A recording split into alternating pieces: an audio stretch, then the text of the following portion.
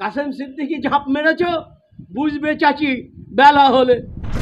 মুখ্যমন্ত্রী স্বয়ং নওশাদ সিদ্দিকীর বিরুদ্ধে দাঁড়াক না। নওশাদ সিদ্দিকী তো বলেছে যদি মুখ্যমন্ত্রী মমতা বন্দ্যোপাধ্যায়ের দম থাকে চ্যালেঞ্জ অ্যাকসেপ্ট করুক। কিছুদিন আগে ভাঙড়ের এক সাংবাদিকদের মুখোমুখি হয়ে কাসেম সিদ্দিকী দাবি করেছিলেন যে তিনি নওশাদের পাশে আছেন এবং নওশাদের সঙ্গেই থাকবেন এবং ভোটে প্রতিদ্বন্দ্বিতা করার একটা বার্তা তিনি দিয়েছিলেন। কিন্তু দেখা যাচ্ছে তিনি টিএমসিতে নাম লেখালেন এবং এখন বর্তমান যা পরিস্থিতি, তাহলে কি ভাইজান নওশাদ সিদ্দিকীর বিরুদ্ধেই তিনি প্রার্থী হচ্ছেন? যদি এমনটা হয় কি বলবেন এ বিষয়ে? দেখুন, কাসেম সিদ্দিকী কোথায় আর নওশাদ সিদ্দিকী কোথায়? কোথায় নেতাজি আর কোথায় পেয়াজি? তুলোর মতো উড়ে যাবে। আমি বলছি তো, ওখানে এর আগেও বলেছি নওশাদের এগেনস্টে যদি শওকত মোল্লাও দাঁড়ায় তুলোর মতো উড়ে যাবে। শওকত মোল্লা তবু পলিটিক্স সম্পর্কে ধ্যান ধারণা আছে, কাসেম সিদ্দিকী তাও নেই। অতএব কাসেম সিদ্দিকী তুলোর মতো উড়ে যাবে, এটা কোনো ব্যাপার নয়। আমি তো চাইছি নওশাদ সিদ্দিকী ভাইজান তো বলেই দিয়েছে, আরে ওসব চুনোপুটি দিয়ে কাজ হবে না। শওকত, কাসেম সিদ্দিকী আরও যারা আছে দিয়ে কাজ হবে না। তিনি তো ঘোষণা দিয়েছে মাননীয় মুখ্যমন্ত্রী আমার এগেনস্টে দাঁড়াক ভাঙড়ে। ভাঙড়ে যদি আমার দল আমাকে প্রার্থী করে, নওশাদ সিদ্দিকী বলেছে, তাহলে মাননীয় মুখ্যমন্ত্রী আমার এগেনস্টে দাঁড়াক, তাহলে দুধ কা দুধ পানি কা পানি হয়ে যাবে। আমি আপনাদের মাধ্যমে এই বাংলার জনগণকে বলতে চাই, জানি না আমার এই আওয়াজ মুখ্যমন্ত্রী মমতা বন্দ্যোপাধ্যায় পর্যন্ত যাবে কিনা, জানি না আমার এই আওয়াজ ভাইপো অভিষেক ব্যানার্জি পর্যন্ত যাবে কিনা জানি না। যদি যায়, আমি আপনাদের মাধ্যমে বলতে চাই, বাংলার জনগণকে বলতে চাই, ভাঙড়বাসীকে বলতে চাই, ক্যানিংবাসীকে বলতে চাই, মমতা বন্দ্যোপাধ্যায় এই চ্যালেঞ্জটা অ্যাকসেপ্ট করুক। কারণ 294টা এমএলএ, 293টা নিয়ে মাথা ব্যথা নেই। একটা এমএলএ নওশাদ সিদ্দিকী নিয়ে যদি এত মাথা ব্যথা হয়, নওশাদ সিদ্দিকী হারাতে পারলে নাকি আইএসএফ দলটাই মুছে যাবে, তাহলে এইসব চুনোপুটি দিয়ে কাজ কেন? মুখ্যমন্ত্রী স্বয়ং নওশাদ সিদ্দিকীর বিরুদ্ধে দাঁড়াক না। নওশাদ সিদ্দিকী তো বলেছে যদি মুখ্যমন্ত্রী মমতা বন্দ্যোপাধ্যায়ের দম থাকে চ্যালেঞ্জ অ্যাকসেপ্ট করুক। আর ওই ভাঙড়ে মাননীয় মুখ্যমন্ত্রী এবং নওশাদ সিদ্দিকী এগেনস্টে দাঁড়াক, দাঁড়িয়ে জিতিয়ে নওশাদকে হারিয়ে বাড়ি পাঠাক না। কেমন ক্ষমতা দেখি। আমি কথা দিচ্ছি, যদি মুখ্যমন্ত্রী মমতা বন্দ্যোপাধ্যায় যদি নওশাদ সিদ্দিকীর এগেনস্টে ওই ভাঙড়ে দাঁড়ায়, পুরো কালি হয়ে যাবে, মুখ চুন কালি হয়ে যাবে। ওখানকার মানুষ দিদিমণিকেও কালীঘাটে পাঠিয়ে দেবে হারিয়ে। আপনাদের মাধ্যমে বলে দিলাম, আমি চাইছি মুখ্যমন্ত্রী অ্যাকসেপ্ট করুন না চ্যালেঞ্জ। নওশাদ সিদ্দিকী যে চ্যালেঞ্জটা দিয়েছে দিদিমণিকে অ্যাকসেপ্ট করুক, তাহলে তো সমস্যা মিটে যাবে। তাহলে দেখা যাচ্ছে নওশাদ সিদ্দিকী যদি ভাঙড়ে ওর বিরুদ্ধে প্রার্থী হয় মুখ্যমন্ত্রী মমতা বন্দ্যোপাধ্যায়, তাহলে মুখ্যমন্ত্রী মমতা বন্দ্যোপাধ্যায় গোয়ার হাঁটবেন।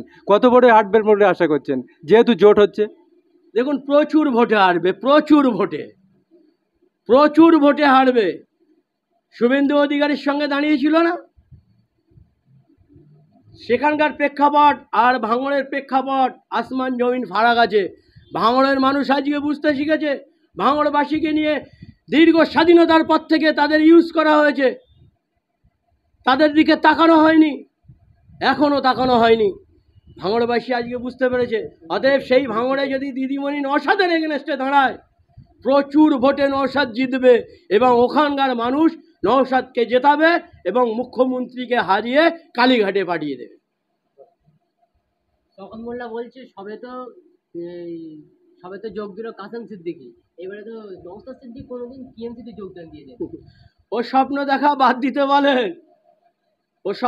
বাদ দিতে বলেন, এটা হচ্ছে সিদ্দিকুল্লাহ চৌধুরী নয়, এটা কাসেম সিদ্দিকী নয়, এটা নওশাদ সিদ্দিকী। অত সহজ নয়। যদি নওশাদ সিদ্দিকী যাওয়ার হতো, প্রতিষ্ঠাতা দিবসে যখন তাকে টানতে টানতে এই মুখ্যমন্ত্রী মমতা বন্দ্যোপাধ্যায়, তিনি তো পুলিশ মন্ত্রী, থানার পুলিশরা টানতে টানতে প্রিজন ভ্যানে তুলে 42 দিন নিরপরাধ মানুষকে জেল খাটিয়েছিল। তার এভিডেন্স, তার নামে কোনো কিছু এখনো পর্যন্ত দেখাতে পারলো না। 42 দিন জেল খাটিয়েছিল। ওই জেলের মধ্যে নিয়ে তাকে প্রচুর অফার করেছিল, আমরা তো তার মুখ থেকে শুনেছি, প্রচুর অফার করেছিল। সে চাইলে দুটো মন্ত্রীর পদ নিতে পারত, তাকে অফার করেছিল, হাজার কোটি টাকা অফার করেছিল। সে যদি সেই পদগুলো নিত, যে শওকত মোল্লা নওশাদ সিদ্দিকীর বিরুদ্ধে কথা বলছে, তখন ওই নওশাদের পায়ের তলায় শওকতকে বসতে হতো।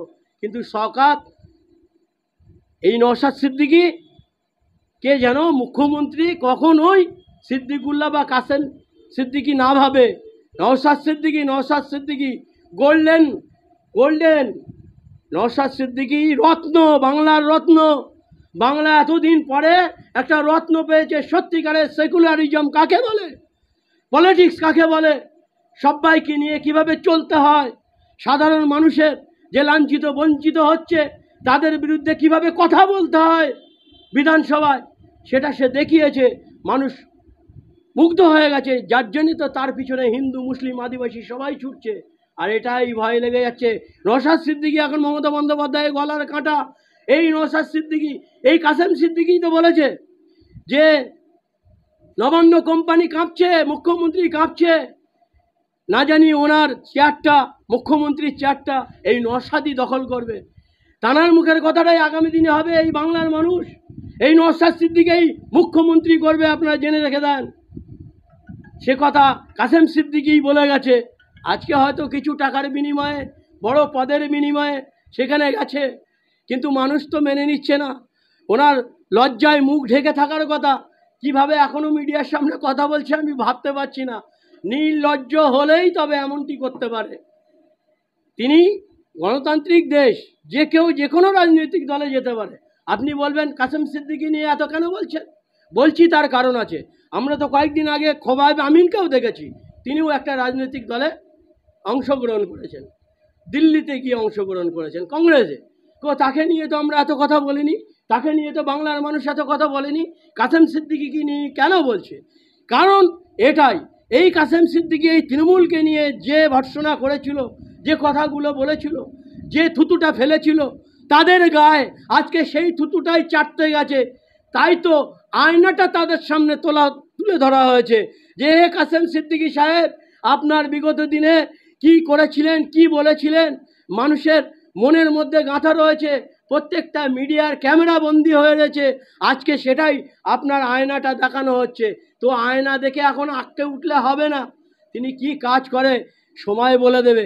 তেনাকে নিয়েছে মোছার জন্যে। 2026-এর পরে কাসেম সিদ্দিকীর আর কোনো গল্প খুঁজে পাবেন না। যেমন এর আগেও তো পিরিজাদা আমরা দেখেছি না। ফারাদ সাহেব কোথায় আজকে? ফারাদ সাহেব কোথায়? আরও বহু লিডার আজকে কোথায়? আজকে মদন মিত্র সাইডে ঘুরছে, খেলা করছে। আজকে আপনার রেজিনগরের হুমায়ুন কবির সাইডে ঘুরছে। আমরা তো দেখতে পাচ্ছি তাদের তো রাজনৈতিক অভিজ্ঞতা আছে, অভিসন্ধি আছে। আজকে মুকুল রায়, তিনি শয্যাশায়ী।